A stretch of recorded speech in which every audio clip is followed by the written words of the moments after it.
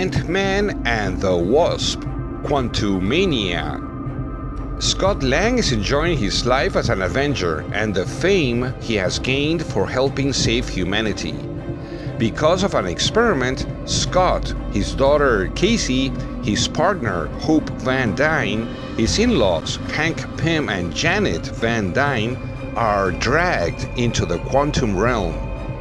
There, in this dimension of the multiverse, they must face a new enemy, Kang the Conqueror.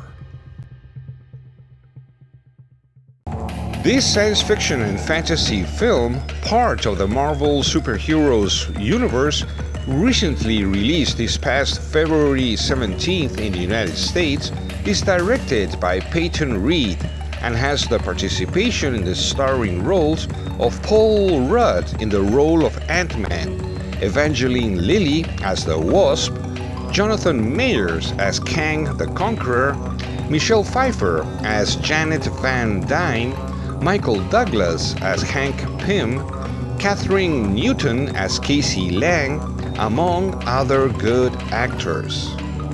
This new production is a sequel to the movies Ant-Man of 2015 and Ant-Man and the Wasp of 2018, and is the 31st film of the Marvel Cinematic Universe and the first of the so-called Phase 5.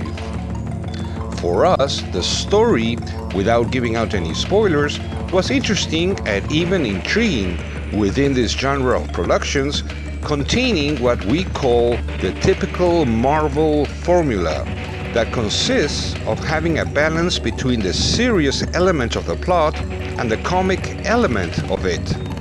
Formula that is present in all Marvel superheroes movies, sometimes in a misguided manner. As for this film, this formula is presented in a balanced way, but the story in its entirety, although interesting and intriguing as we say, and although containing a good dose of action, seemed quite exaggerated, complicated, messy, somewhat crazy, ridiculous in parts, with many unnecessary scenes, and with too many elements difficult to believe and lacking in logic, even for a science fiction and fantasy production. There must be limits even for productions of this genre so as not to fall into the realm of the ridiculous. Honestly speaking, we believe the producers added too many elements to the story, in addition to presenting several dull and even ridiculous characters. To summarize in a way what we thought of the movie, we will say that we watched a colorful circus production. As for the production elements, we highlight the set designs, the special effects, and the costumes for being very good.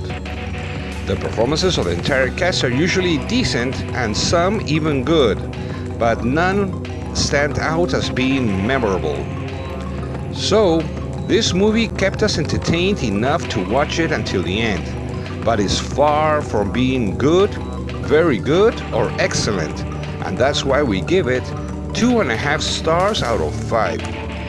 It's not bad, but we found it just a little more than average, and that's why we give it that score.